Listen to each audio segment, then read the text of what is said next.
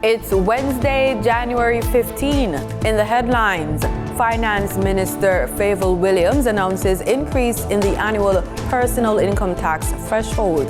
Jamaica recorded a 19% reduction in murders in 2024. In business news, Grace Kennedy's CEO announces retirement. And regionally, Trinidad and Tobago extends state of emergency for 3 months. In sports, Kingston College and St. Andrew Technical High School are the winners of the ISA All-Ireland Junior Football titles. This is the news on PBC Jamaica. I'm Simone Absalom Gale.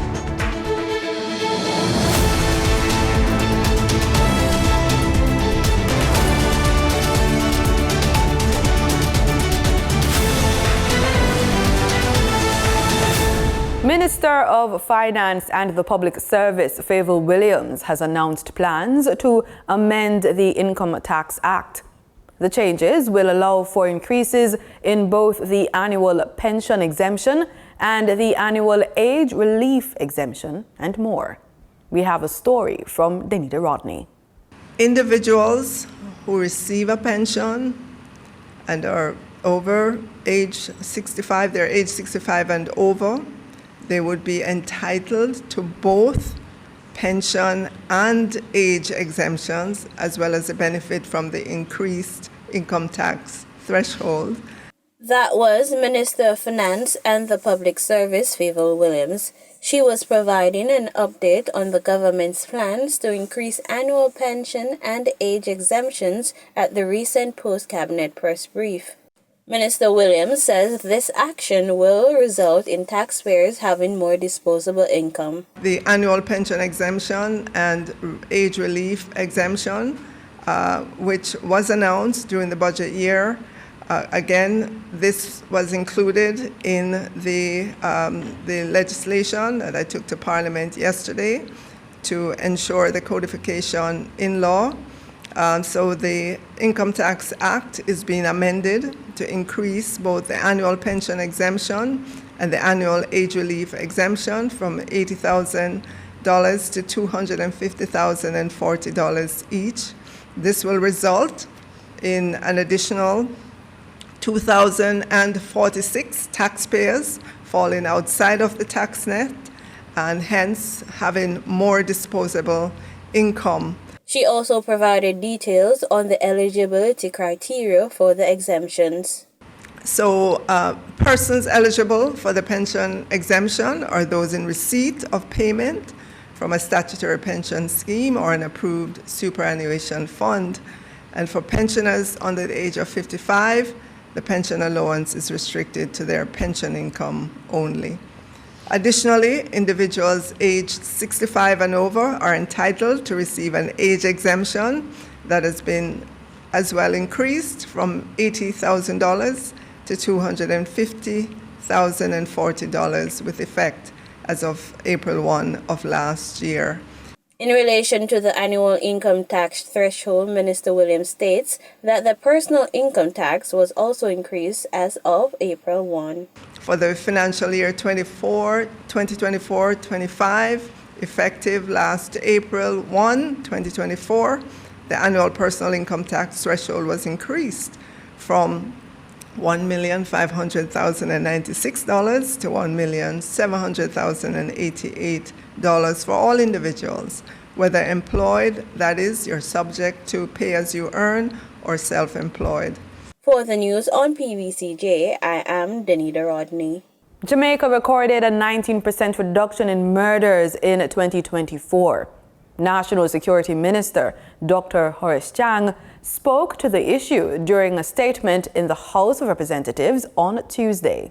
The Deputy Prime Minister and Minister of National Security Dr. Horace Chang told Parliament that 1,141 murders were recorded last year, a reduction of over 260 murders, or 19% when compared to 2023. He explains that the aim is to bring about further reduction, and to do this, The security forces have adopted a highly systematic approach to disrupting criminal gangs and targeting high-risk criminals. We discuss their needs and their advice. A focused deterrence.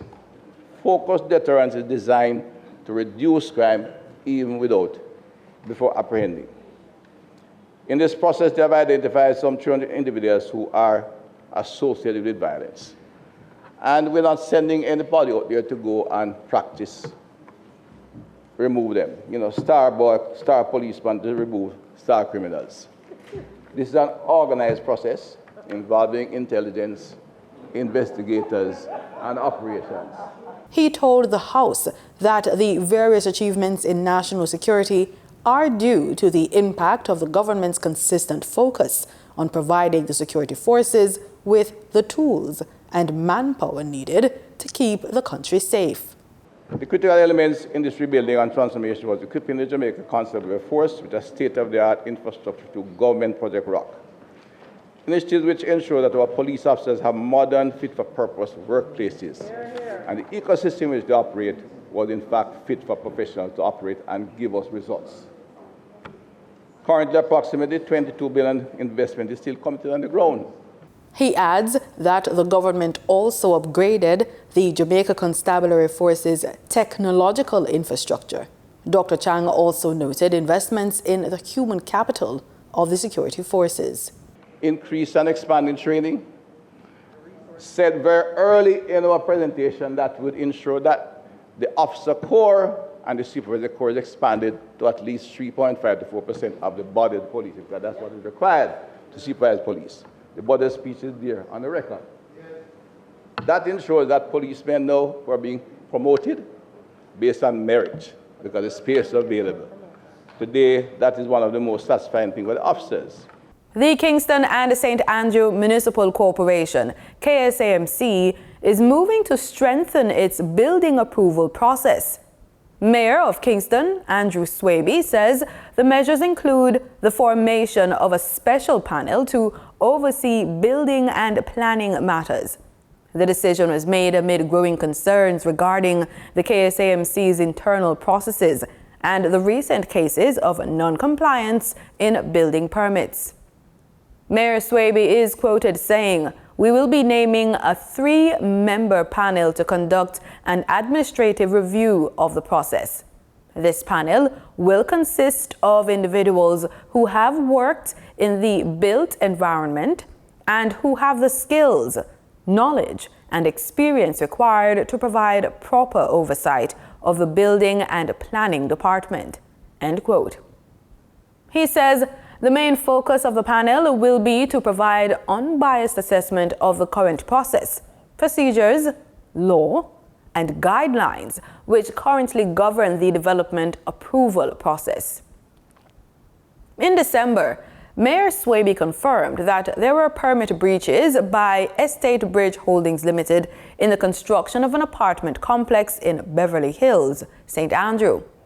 An Integrity Commission report cited, among other things, that the company built more rooms than permitted and that the KSAMC failed to ensure compliance with the terms and conditions of the building permit issued to Estate Bridge.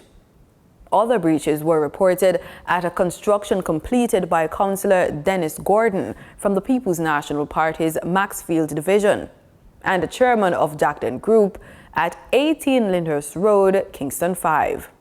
Dozens of Jamaicans can start accessing the latest National Water Commission amnesty. The program started on January 2. Minister of Education, Skills, Youth and Information, Dr. Dana Morris-Dixon, gave an update during Wednesday's post-cabinet press brief. Any NWC customer who's been disconnected for longer than 6 months and who contact the company and make a payment arrangement will have their debt discounted by 50%, and it could be more based on a needs assessment. And those individuals who come in and say, we need some time and we need a payment plan, they will be allowed up to 1 year to repay. She says beneficiaries include people with major leaks in the past and pensioners. And under the amnesty, I remind you that pensioners who are assessed as being in need will have their debt written off completely. That's your pensioners. A lot of our older Jamaicans who have worked really, really hard throughout their lives and may be struggling at this stage, we do not believe that they should not have water. The amnesty, first announced by Prime Minister Dr. Andrew Holness last November, will also facilitate the transfer of titles where outstanding bills are a challenge. Member of Parliament for Northwest St. Elizabeth, J.C. Hutchinson, will not be seeking re-election at the next general elections. Jamaica Labour Party's General Secretary, Dr. Horace Chang, has confirmed the reports on Nationwide News.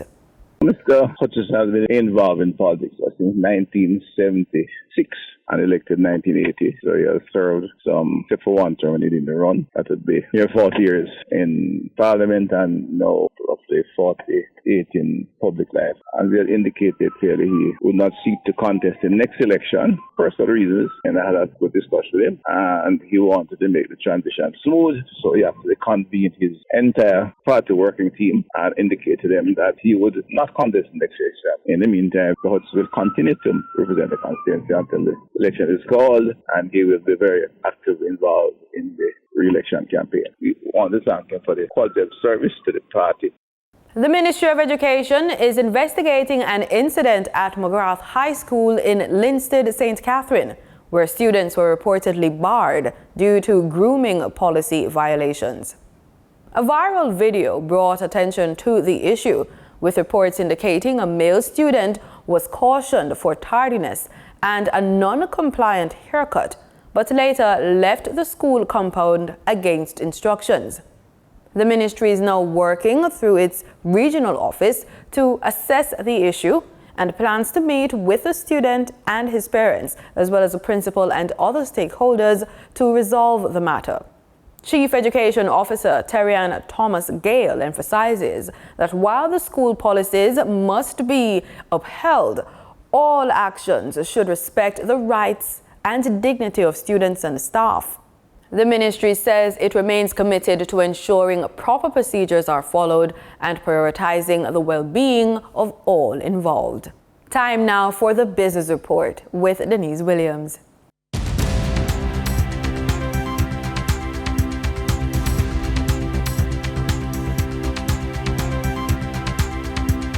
Welcome to today's Business Report. I'm Denise Williams, here to bring you the stories shaping the financial world and guiding your journey to smarter business decisions. Let's dive into the top headlines.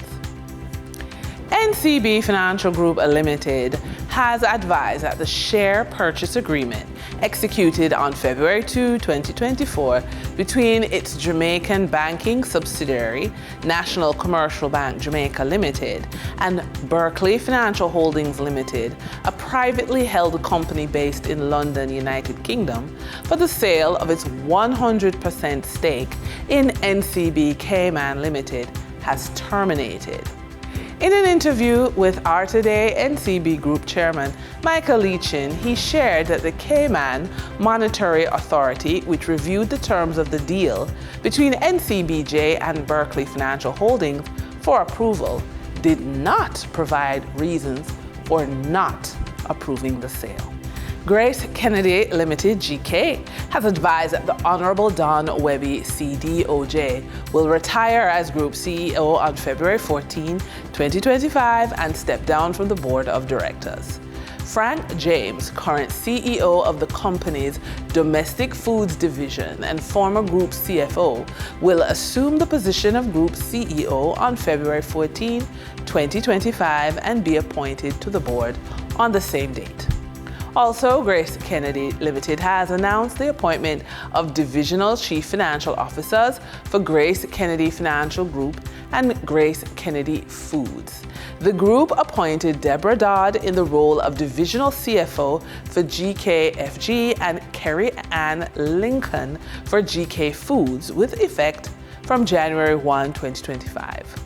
Both Dodd and Lincoln are tasked with providing key support to strengthen financial management and business outcomes and maintain robust internal controls. According to GK Group, the leadership changes are in keeping with the company's succession plan and are designed to ensure continuity and drive future growth in line with its 2030 vision. Deramon Trading Company Limited has named Ian C. Kelly as its new Chief Executive Officer effective January 1, 2025.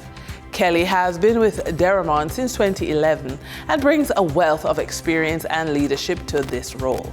He previously served in pivotal positions such as Group Chief Financial Officer, Executive Director, Divisional Director at Sampires, Corporate Planner, and Finance Director. According to the company, the leadership change reflects Deramon's commitment to strong corporate governance and its strategic decision to separate the chairman and CEO roles. For the trading period ended January 14, 2025, these were the most actively traded stocks. Cigarette distributor Carreras Limited with 2,268,876 units traded represented 17.97% of market sales volume.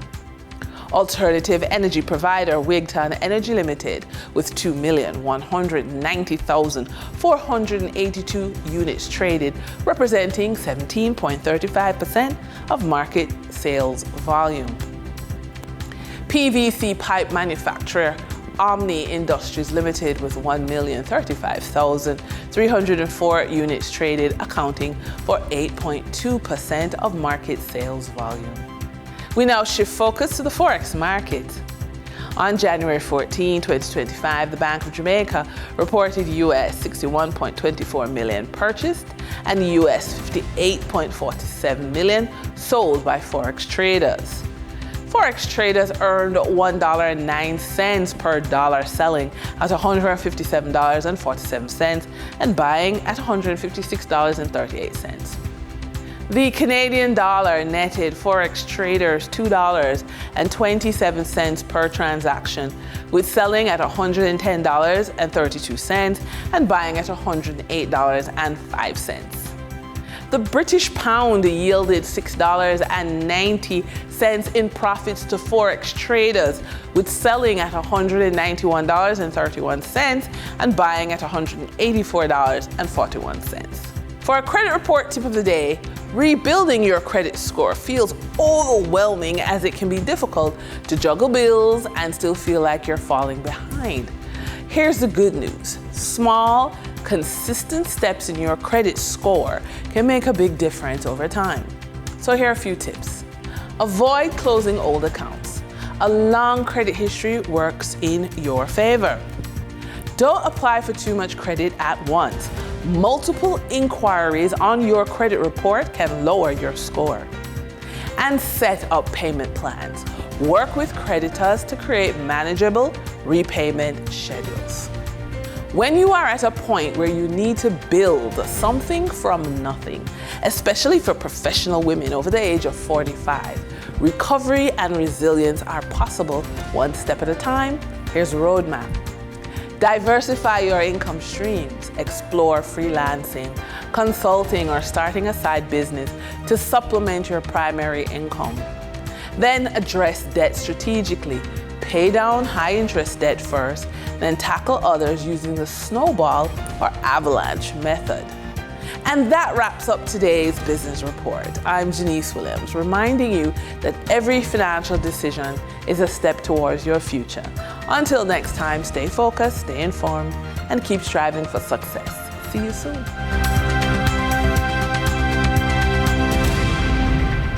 In regional news, in Grenada, police say there are no plans to legalize defensive weapons, even as concerns about public and personal safety continue to grow. GBN's Beverly Tellisford reports. The possession and use of defensive weapons such as tasers, pepper spray, and mace are strictly prohibited by law. This policy, intended to maintain public safety, remains in place despite growing concerns about personal security and the availability of non-lethal self-defense tools. The Royal Grenada Police Force has made it clear that there are no plans to legalize or regulate the use of these items. Assistant Commissioner of Police and Officer in Charge of Crimes, Vanny Kerwin, explained the reason behind this. We have not taken it up with the Minister for National Security. I don't think we want to take it up with the Minister for National Security, because while there may be good intentioned persons using those things for defensive purposes, there are those that are going to be using it for offensive purposes. It's illegal at this point, and opening up the floodgates, you open it up for both the good and the bad. Those who are law-abiding and those criminal elements will also. ACP Cohen said based on the level of crime in Grenada, the RGPF does not see the need to regulate these defensive weapons. Use it. So I don't think this is something we would want to bring up. But at the end of the day, the legislatures have to determine where they go. We are creature of statute. We enforce the law. Whatever is written into the parliament, whatever is written into law, is that is what we enforce. But I don't think this is one I can see law enforcement agitating for. We don't believe that a crime situation is at a place where, we would want to push for all citizens to carry a mace, carry a taser. We're not Trinidad, we're not Jamaica, we're not St. Lucia, and we're not even remotely close to that situation. I am sure perhaps, and I'm hoping not, that there may come a time down the road in the future where perhaps consideration might be given to that posturing. But currently, as we sit here now, as we speak here now, we don't think Grenada is in a position for us to say, well, all, tout moun bagay, everybody should carry a mace, carry a spray. We don't have that level of threat on our streets. The Assistant Commissioner maintained that if the state of crime in Grenada takes a turn for the worse, then consideration may be given for making such tools legal. Talking about special consideration might be given to making it available should the crime situation warrants that. Because, when you're talking about defensive mechanism, you have to look at defensive mechanism in the context of the threat that you face. Right? So you have to be able to neutralize whatever threat there is. We don't think that those threats are on our streets. We don't think our people are faced with that kind of criminal element requiring government to say, let us consider mace, let us consider taser. I think that will be sending the wrong message at this point to say that it is okay to carry that, because we don't have a threat level that requires us doing that at this point. Reporting for GBN News, Beverly Telesford. Trinidad and Tobago has extended their state of emergency for another 3 months.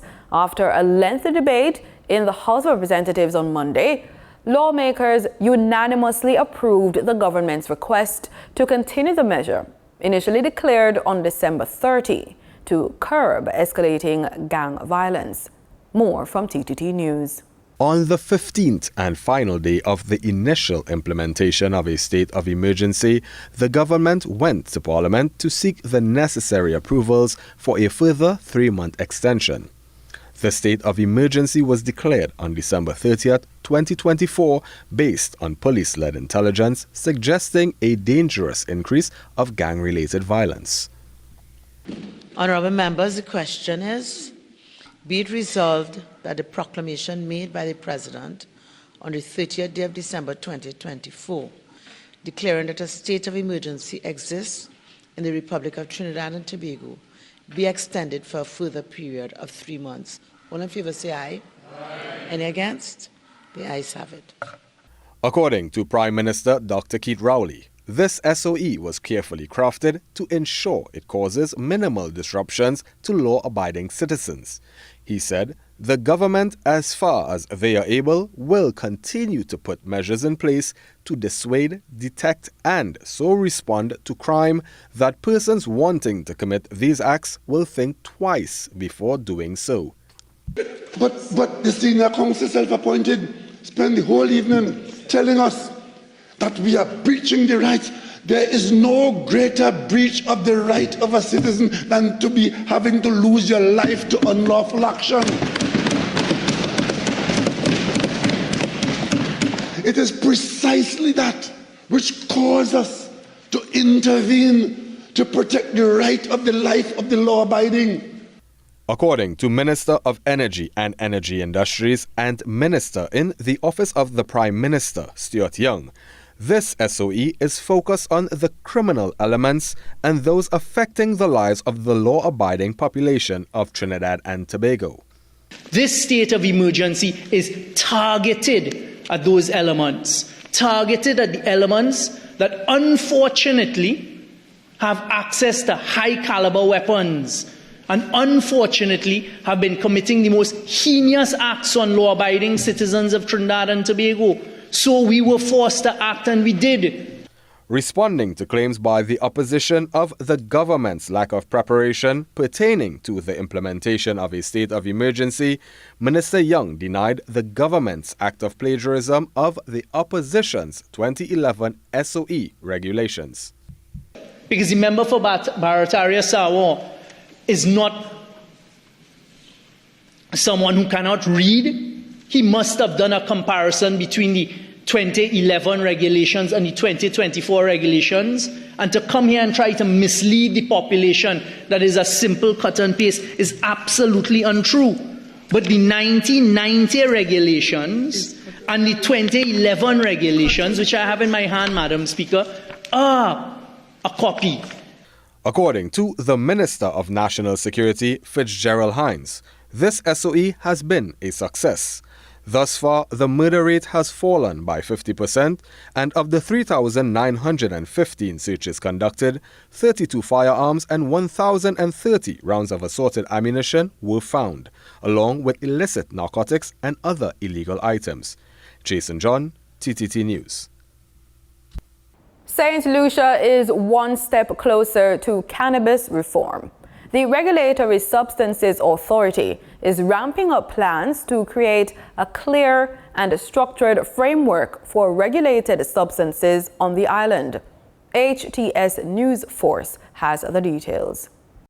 St. Lucia's cannabis reform is progressing with the appointment of a new CEO to lead the Regulatory Substance Authority, RSA, overseeing daily operations and ensuring structure and safety in the management of regulated substances. I am pleased to introduce to you Mr. Dylan Norbert Inglis, the gentleman on my right, who is the newly appointed Chief Executive Officer of the RSA.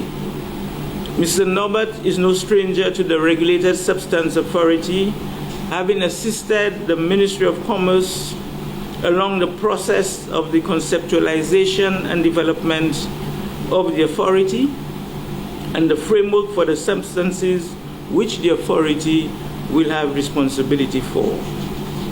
Mr. Norbert will be ably assisted by Mrs. Camille Joseph Pierre, who will serve as the Corporate Secretary of the RSA.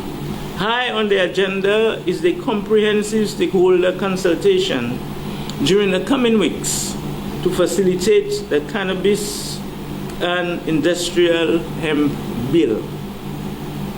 I wish them the best in the process ahead and thank both of them for the willingness to serve the people of St. Lucia. I accept this appointment with a sobering sense of appreciation of the magnitude of the task ahead. A magnitude which is dwarfed only by my excitement and enthusiasm at not merely being part of this process, but being able to lead it from the helm. The Regulated Substances Authority is a statutory entity created by the Regulated Substances Act No. 26 of 2023. The organization is geared at establishing and overseeing an administrative framework for regulated substances in St. Lucia. New Acting Chief Executive Officer, RSA, Dylan Norbert Inglis, expounded on the mandate of the RSA. We know that the public sees the RSA as the Cannabis Authority. And though we accept that our genesis was the development of a regime to allow for legalized medicinal cannabis access, the RSA wishes the public to know that we have a higher and greater agenda. We see a St. Lucia where the country can benefit from the uses of a myriad of available substances in a structured and safe way. In sports, we look to football. Corporate area winners Kingston College and St. Andrew Technical High swept the ISA All-Ireland Junior Football titles after beating rural champions Glenmore High and Manning's School in the playoffs held at Glenmore High on Tuesday. Kingston College beat Glenmore High 3-0 in the Burger King Under-14 final before stats-rooted Manning's School 7-0 in the Mighty Malt Under-16 final. And that's it for the news on PBCJ. Pleasant viewing.